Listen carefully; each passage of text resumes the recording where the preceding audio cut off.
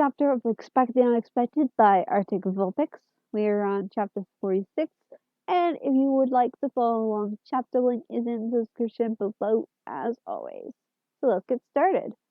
Chapter 47, Blow Up. Ruby arrived for her ship feeling pretty good, and it wasn't the medication this time. Finally getting through to one of the toys felt wonderful. In all honesty, the hostility had been getting boring. She could do so much more with it when she was on friendly terms. She was already thinking of all the ways to irritate the rest of the toys as she entered the building when she heard raised voices. Eyebrows twitching as her good mood vanished, she prepared herself to jump into the middle of it when what they were saying registered and she froze. The originals didn't seem to be in the middle of it, but they were still clearly upset. Teddy was standing with Mangle behind Hebe, who's full on glaring at Toby. Toy Chica was in the no man's land between them, looking nervous. Toby, would you shut up for once? Teddy was furious, fists clenched by his side. The rabbit crossed his arms haughtily. Well, it's true, he huffed angrily. Take it back, the bear demanded, moving slightly in front of Hebe. Mangle agreed, hands flying fear signs too fast to read. Ruby caught the words insensitive and cruel from her position by the doorway. No, Toby snapped. I think it's good. Now we don't have to deal with him. One less night guard. Edie ground her teeth together, hands clenched on the arms of her wheelchair. He was a night guard after all. It's good that he's dead, Toby added, and Ruby felt her body go stiff with rage. How can you say that? She gasped from next to Freddie. The blue rabbit glared at her. You can't really say anything since you guys were the ones to kill him, he snapped. The originals recoiled like they were physically struck, and Ruby let out an inaudible growl as her vision went red. The fact that he's my uncle doesn't even factor for you? He demanded coldly, keeping her anger barely in check. Toby glared at her again. He was the night guard, he stated again, like that solved everything. I miss him, Toby, she suddenly cried, blinking back tears. I find out that he's dead, you just don't care? You're happy? He looked away from her stubbornly, but said nothing. He bit her lip, both angry and upset simultaneously. A tense silence fell over them. Ruby had enough. Her anger reached a boiling point as she stalked into the room. What is wrong with you? She hissed, fury rolling off her in waves. Everyone jumped in shock, and the originals shrank back fearfully. They'd only seen her this angry once before. Do you have any empathy in that empty head of yours? Any at all? She snarled. You know, for your friend? The toys had never been so scared of her since their arrival. She was weaponless, but for some reason, she was more terrifying than ever. Ruby, don't. Edie tried to stop her, but she ignored the mechanic. Toby backpedaled as she advanced on him. You know you can't just fix humans. If we're hurt, it takes time to heal. Sometimes it's permanent, and sometimes we die, which is even more permanent. She backed him into a corner. And you know the little issue with dying? Her eyes were alight with an unstable, fiery light. If you die, you don't come back. She punctuated each word with a rough shove, and he was soon pressed against the wall. If asked, the toys wouldn't be able to tell anyone why they suddenly feared for their lives. Just that they did. A lot. You can't just get spare parts or build a new body. You're gone. Forever. She stepped closer, ignoring the height difference. The night guards that died here won't come back. Her voice started to slowly rise again as she spoke. His uncle won't come back. She reached out, a hand closing around a jagged piece of metal on his chest. That hadn't been fixed yet. Blood dripped down on her hand and wrist as she tugged him down to bend forward. He went easily, terrified out of his mind. My parents damn well won't come back, she growled lowly, eyes dark. So stop being a supreme jerk rabbit and be there for your friend. It sucks to be alone. Toby was petrified. feeling the murderous rage emanating from her. A realization hit him. She'd been going easy on them this whole time.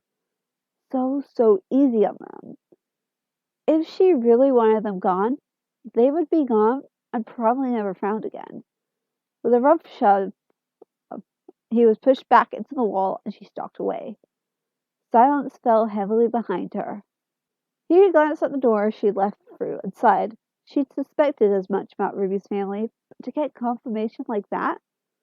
Toby looked terrified still, and its originals looked ready to follow her, concern on their faces. Foxy was the first to move, sprinting out of the room with Bonnie right behind him.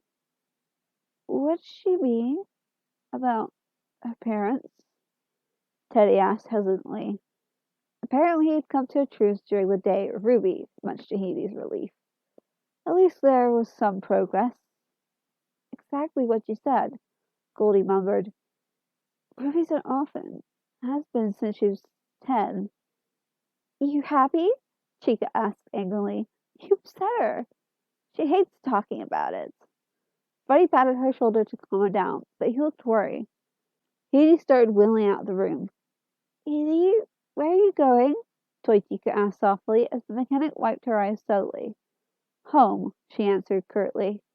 Are you coming back? She asked, even softer. Sounded scared. Edie paused and refused to look at Toby. I don't know, she muttered. But then she was gone. Mangle whimpered quietly at the answer, looking close to tears. The originals left the toys as they whirled around to start yelling at Toby. Foxy and Bonnie caught up to Ruby in the office. At least she waited until they were inside to close the doors. She slumped in the chair before slamming her fist into the table with an angry yell. The force split the skin of her knuckles, but she didn't even seem to notice. If she wasn't in a cast, she would have punched the other hand too, no doubt. Foxy winced at the amount of blood dripping from that hand now. He was worried about how easily she hurt herself as well. Bonnie fished out a first aid kit from somewhere and held it out to Foxy worriedly. He looked lost, not knowing what to do. The pirate gently caught Ruby's shoulder. Ruby, lass, let us look at your hand, please, he asked softly. She looked at him, and he was shocked to see the tears glistening in her eyes. With a sigh, she deflated into her chair again and held her hand out. Now she just looked sad. Frowning slightly, Foxy turned her hand over and winced again at the sight. The cut was jagged and deep, crossing her entire palm. He got started on cleaning it with tissues and water. Ruby stared blankly at the wall, only wincing occasionally. He kind of preferred the punching now. As he pushed her sleeve up a bit to get the bandage on properly, he froze. Old but clear scars crisscrossed her wrists. He glanced up at Bonnie, who had also frozen in horrified realization. Swallowing hard, he forced himself to continue wrapping the bandage. Ruby hadn't noticed the hesitation at all. Clearing his throat, he asked her, Feel better now, lass? She blinked and looked at her hand. Seeing her sleeve pushed up slightly, she let out a rather colorful curse and yanked it back down. She sighed heavily and rubbed her face, heedless of the injury and bandage. The two bots shifted awkwardly. They didn't know what to do. Yes, I used to cut my wrist. She broke the silence. She seemed to have gathered her composure again. Keywords being used to. So, unfortunately, I'm still prone to hurting myself in high-stress situations. She waved her hand to draw attention to it. But I'm a lot better, okay?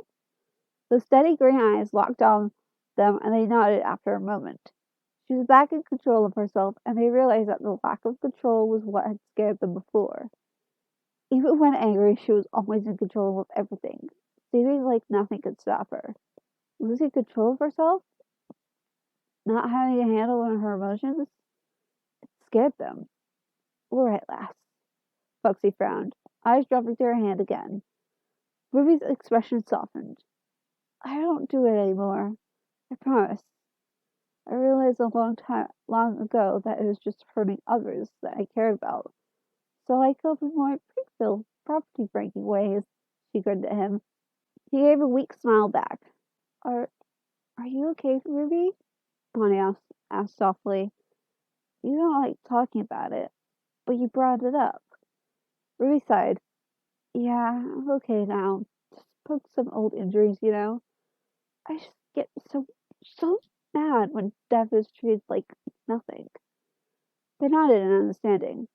We get it. Foxy's ears drooped back sadly. I'm sorry that little life reminded you of it. Ruby smiled slightly. I'll get over it. I've got my favorite foxy rabbit shocking on me after all. She relaxed back in the chair. I wonder how much of this I'll remember. They looked at her, confused. The tea grinned wickedly. I think I took too much medicine. A little loopy tonight. They both groaned while she laughed. I'm playing paintball, she declared. Wait, where did I put my bag? I should find it. I forgot to disarm that time glitter bomb. An explosion went off. Oops, never mind. She grinned happily as they sighed in defeat. At least this was normal. Foxy glanced at Ruby as she convinced Bonnie to join in on some prank. She was very good at deflection. It worried him. Why wouldn't she just let them worry over her without feeling the need to reassure and distract them? He knew that they needed to have a proper conversation with her. An explosion went off. When she was off her pain medication, of course. And that's the end of chapter 47. Yeah, I didn't really that the detail with Ruby would have been mentioned. I kind of forgot about that. But yeah. So hopefully that was okay for everyone. And go leave a like on this video if you enjoyed the chapter. Go leave a comment. We're done here. Link is in the description so you can go freely leave a comment.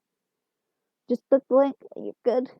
And let the author know that you enjoy it. You don't need an account. It just means the author can't respond to you. So go. We're done here. Bye bye.